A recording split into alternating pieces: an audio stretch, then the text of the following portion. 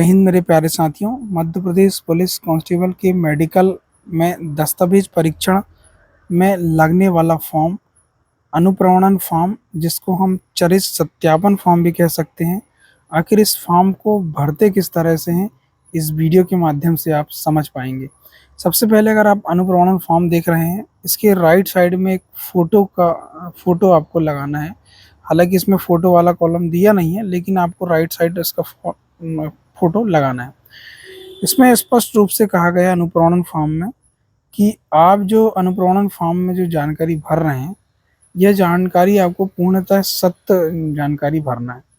अगर आप कहीं ना कहीं यहाँ पर जानकारी कहीं ना कहीं अपूर्ण पाई गई, तो फिर आपके विरुद्ध जो है कार्रवाई भी होगी और आपकी जो है उम्मीदवारी निरस्त हो जाएगी और आप पर जो है कहीं ना कहीं मुकदमा चलाया जाएगा। दूसरा कॉलम अगर आप देखेंगे, इसमें स्पष्ट कहा गया है कि जिस व्यक्ति पर कोई ना कोई मुकदमा चलाया गया है या मुकदमा उनका जो है खत्म हो चुका है, केस डिस्पोज हो चुका है या राजीनामा हो चुका है, तो इन सबकी जानकारी आपको यहाँ पर देनी है। ठीक है। तीसरा अगर आप देखेंगे, इनमें जो भी आप भर रहे हैं, तो ये जानकारी आपको किसी भी प्रकार से छुपाना नहीं है। ठीक है, नहीं तो आपकी सेवा समाप्त हो सकती है। स्पष्ट रूप से आपको पहले ही समझा दिया गया। अगर आप देखेंगे, पहला नंबर अगर आप देखेंगे, तो इसमें स्पष्ट लिखा है कि पूरा नाम आपको लिखना है स्पष्ट शब्दों में। तो आप पूरा नाम लिख दें, जैसे मेरा नाम नीलेश कुमार वकील। ठीक है, तो इस तरह से आप पूरा नाम इसमें लिख सकते हैं। आगे अगर आप देखेंगे, वर्तमान पूरा पता, इसमें जो है अभी करंट एड्रेस जो है आपका, वर्तमान में आप जहाँ भी रह रहे हो उसका नाम, ग्राम रह रहे हैं तो ग्राम का नाम, शहर में जो भी आप रह रहे हैं शहर की गली, थाना, जिला और घर का क्रमांक, गली, नगर और राज्य, मतलब अगर आप पूरा आपको यहाँ पर लिख देना है। ठीक है। नेक्स्ट अगर आप देखेंगे, तीसरा नंबर आपको देखेंगे, तीसरा नंबर में घर का पूरा पता, मतलब स्थायी एड्रेस जिसको हम बोल सकते हैं, जो हम घर पे जो पहले रह रहे हैं, हमारे पूर्वज जो रहते आए हैं, जो परमानेंट एड्रेस है आपका, वहां पर का एड्रेस आप डाल सकते हैं। ठीक है, तो ये आप करंट एड्रेस और ये परमानेंट एड्रेस यहाँ पर डाल सकते हैं। इसमें ग्राम, थाना, जिला, ये सब पूरी डिटेल्स आपको यहाँ पर भरनी है। तीसरा का आप खा कॉलम देखेंगे, तो इसमें स्पष्ट लिखा हुआ है कि अगर आप पाकिस्तान के निवासी हैं तभी आपको ये कॉलम भरना है, नहीं तो आपको ब्लैंक छोड़ देना है। ठीक है, तो ये आपको करना है। नेक्स्ट अगर आप देखेंगे, नेक्स्ट चौथा नंबर अगर आप जाएंगे, चौथा नंबर में आप अगर देखेंगे, तो इसमें स्पष्ट लिखा है निवासी अवधियों सहित, मतलब इसमें स्पष्ट लगा है कि 21 वर्ष की आयु के बाद, 21 वर्ष की आयु के बाद एक वर्ष, जैसे अगर आप 21 वर्ष की आयु के बाद अगर आप एक वर्ष से अधिक के लिए भोपाल, इंदौर, ग्वालियर, जबलपुर या कहीं भी आप अपने जिले से दूसरे जिले पढ़ने गए होंगे, तो उस शहर की आपको यहाँ पर जानकारी भरनी है। ठीक है, तो अब नेक्स्ट अगर आप देखेंगे, तो इसमें अगर जैसे आप गए होंगे 12th के बाद, अगर 21 वर्ष के बाद एक साल से अधिक के लिए, तो आपको यहाँ से कब तक गए हैं आप, और वहाँ का एड्रेस लिखना है। जैसे अगर आप भोपाल पढ़ने गए हैं, जैसे पीएससी की तैयारी आप इंदौर करने गए, तो इंदौर में कब से कब तक गए हैं और आप रहते कहाँ, जैसे भंवर कुआं क्षेत्र में अगर आप रह रहे हैं, तो वहाँ का गांव, वहाँ का स्थान और थाना कौन सा पड़ता है, भंवर कुआं, गली वली सब पूरा आपको लिख देना है। ठीक है, इसमें अगर आप देखेंगे नेक्स्ट, ये तो आप भर दिए। नेक्स्ट अगर आप देखेंगे, पांचवा नंबर कॉलम, पांचवा नंबर कॉलम में आपको पिताजी का पूरा एड्रेस आपको यहाँ पर भरना है।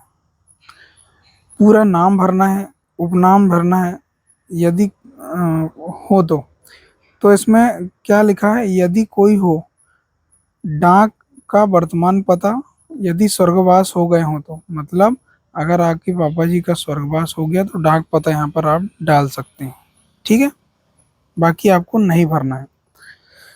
फिर घर का आपको एड्रेस देना है, जो स्थायी एड्रेस की अगर मैं बात करूं, तो आपको घर का एड्रेस देना है। व्यवसाय लिखना है, पापा जी का व्यवसाय क्या है, या अगर पापा जी कहीं गवर्नमेंट सर्वेंट या प्राइवेट जॉब में रहे होंगे, तो यहाँ पर उनकी सेवा और पदनाम और कार्यालय कहाँ, कार्यालय में यहाँ पर पापा जी तुम्हारे काम करते हैं। ठीक है, छठवां नंबर अगर आप देखेंगे, इसमें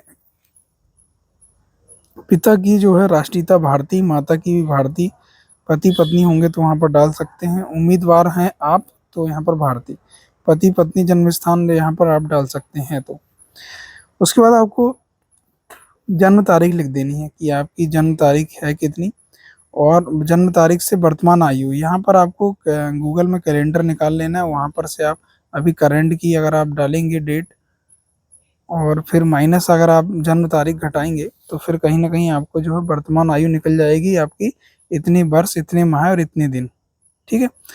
8वां नंबर अगर कॉलम में आप जाएंगे तो 8वां नंबर कॉलम में आप जो है जन्म स्थान, जिला, राज्य जिसमें वह स्थित हो। मतलब आपको जैसे आपको जन्म स्थान लिखना है, उसमें अगर आपको जिला लिखना है, उसके बाद आपको मध्य प्रदेश में अगर आप हुए तो मध्य प्रदेश। ठीक है। वह जिला जहाँ आप निवासी हो तो वह जिला लिख दें आप जहाँ की हो, जैसे मैं सिवनी हूँ और मध्य प्रदेश आप लिख दें। ठीक है। फिर उसके बाद आप देखेंगे 9वां नंबर। 9वां नंबर में आपका जो है धर्म लिखना है, जो भी आप धर्म, हिंदू धर्म, मुसलमान हो या जो भी हो आपको।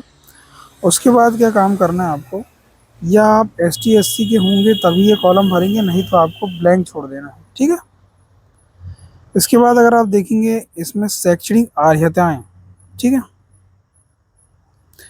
वर्ष जहां आपने शालाओं में महाविद्यालय में 15 वर्ष की आयु से अध्ययनरत किया हो। ठीक है। तो आप क्या काम करें, आप लिख दें 10th 12th।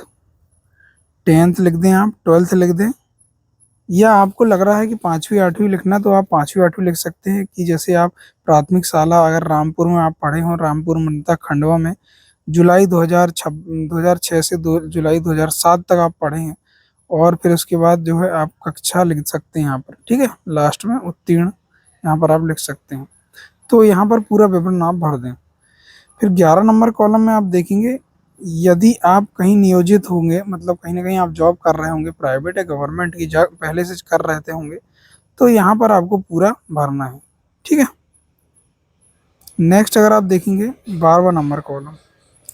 12वां नंबर कॉलम में आपका आपराधिक विवरण, अगर आप आपराधिक प्रवृत्ति में संलिप्त रहे होंगे, मतलब आपको कहीं ना कहीं थाने में आप पर FIR दर्ज है, मतलब कहीं ना कहीं अपराध पंजीबद्ध है थाने में, तो ही आपको ये जानकारी देना है, नहीं तो आप नहीं आपको यहाँ पर भरना है। तो 12 नंबर में आकर आपकी गिरफ्तारी नहीं हुई है, आप पर अपराध पंजीबद्ध नहीं है, ना ही कोई न्यायालय में कोई विचाराधीन है, तो यहाँ पर आपको जो है नहीं भरना है। ठीक है।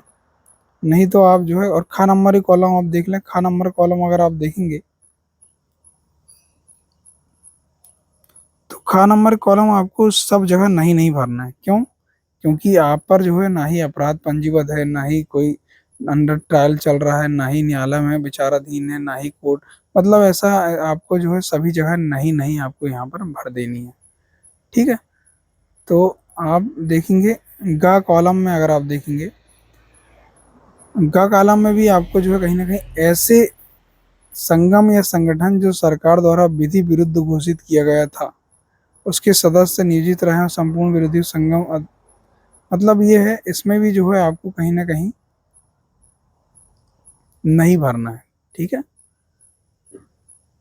नेक्स्ट अगर आप देखेंगे टिप्पणी, यहाँ पर आप जो है आपके साइन होंगे। तारीख आप आज की डाल सकते, कोई दिक्कत नहीं, तारीख से कोई दिक्कत नहीं, स्थान आप डाल सकते हैं। ठीक है।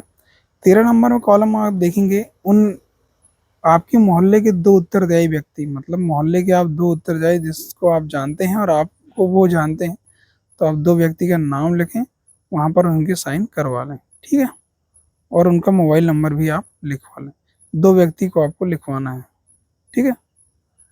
नेक्स्ट अगर आप देखेंगे, यहाँ पर आप देखेंगे तो यहाँ पर आपके साइन प्लस आपका जो है तारीख और स्थान, तो यहाँ पर आप तारीख स्थान में भर दें, कोई दिक्कत नहीं। ये पहचान प्रमाण पत्र की अगर बात करें तो ये सर्टिफिकेट जो है कहीं ना कहीं आपका, ये जो आपका सर्टिफाइड कर रहा है जो व्यक्ति, वो जो है आपको जो है मतलब प्रमाणीकरण जो करके दे रहा है वह व्यक्ति ये फॉर्म पूरा भरने वाला है। तो इसमें अगर आप देखेंगे कि साइन किससे कराना है सर, तो राज्य के राजपत्रित अधिकारी, केंद्र के राजपत्रित अधिकारी, सांसद या विधानमंडल के मतलब विधायक जी से भी आप सांसद महोदय से करा सकते हैं। सब डिविजनल मजिस्ट्रेट मतलब जो है SDM साहब से भी आप करा सकते हैं, तहसीलदार साहब, नायब तहसीलदार साहब, और उप तहसीलदार साहब, मतलब आप आरआई से भी करा सकते हैं। जो मजिस्ट्रेट शक्तियों का प्रयोग करे, मतलब मजिस्ट्रेट साहब से भी आप करा सकते हो। इसके बाद अगर आप शासकीय स्कूल में प्रधान पाठक, प्रधानाचार्य जो भी हैं आपके संस्था प्रमुख है, वो इनसे आप करा सकते हैं। ठीक है। पोस्ट मास्टर साहब से करा सकते हैं। पंचायत में जो निरीक्षक रहते हैं वहाँ पर उनसे भी आप करा सकते हैं। ठीक है। तो वह जो व्यक्ति आपकी जो है जानकारी भर रहे हैं, इसकी में पूरी जानकारी वह अपनी भरेगा और यहाँ पर हस्ताक्षर करेगा, पदनाम लिखेगा कि भाई साहब वो जैसे पंचायत निरीक्षक आपका कर रहा है तो पंचायत निरीक्षक, उसका पदनाम लिखेगा और स्थिति लिखेगा कि कहाँ पर निरीक्षक है, पूरा पता लिखेगा, पूरा नाम लिखेगा, नाम और स्थान सब लिख देगा वो। कोई दिक्कत नहीं कि इतने सालों से आपको यह जानता है। ये कार्यालय द्वारा भरेगा, तो आपको यहाँ नहीं भरना है। ठीक है। तो इस तरह से आप जो है अनुप्रमाणन फॉर्म भर सकते हैं। कहीं दिक्कत होगी तो निश्चित आप हमें कमेंट करें, कोई दिक्कत नहीं होगी, है ना। उसके बाद शपथ पत्र की बात करूं तो शपथ पत्र आपको ध्यान रखना है। शपथ पत्र आप 50 नहीं तो 100 रुपए के स्टाम्प पे आप जो है कहीं ना कहीं नोटरी से बनवा सकते हैं शपथ। तो शपथ पत्र तो आप देखें, फॉर्मेट अभी क्या है, शपथ पत्र बनाने में 10 मिनट लगता है कोर्ट में, कोई बड़ा समय नहीं लगता। तो आप क्या काम करें शपथ पत्र के लिए, आप अभी रुक जाएं, क्योंकि कहीं ना कहीं आपने देखे होंगे पिछले साल जो है फॉर्मेट आया था शपथ पत्र का एक। हालांकि वो मैं पुराना फॉर्मेट भी दे दूंगा आपको, लेकिन अगर पता चला कुछ जिलों में पुराना फॉर्मेट नहीं चला तो फिर आपको दिक्कत हो सकती है। तो आप क्या काम करें, शपथ पत्र अभी ना बनवाएं। 50 रुपए के 100 रुपए के स्टाम्प में तो अभी आपका ग्रुप बनेगा जिले वाइज, तो वह ग्रुप के माध्यम से आपको बता देंगे कि आपको शपथ पत्र लाना है या नहीं। और फॉर्मेट अगर उनको लगता है कि फॉर्मेट देना चाहिए तो फॉर्मेट आपको दे देंगे वो, कि इस फॉर्मेट में आप अपना शपथ पत्र बना लें। तो उसी फॉर्मेट में आप बना लें, काय के लिए आप पैसा खर्च कर रहे हैं अभी। तो आपको जो है शपथ पत्र के पीछे नहीं भागना है ना, आप परेशान ना हो। बाकी इतना है, बाकी और कोई दिक्कत होगी तो निश्चिंत आप मुझे कमेंट कर सकते हैं।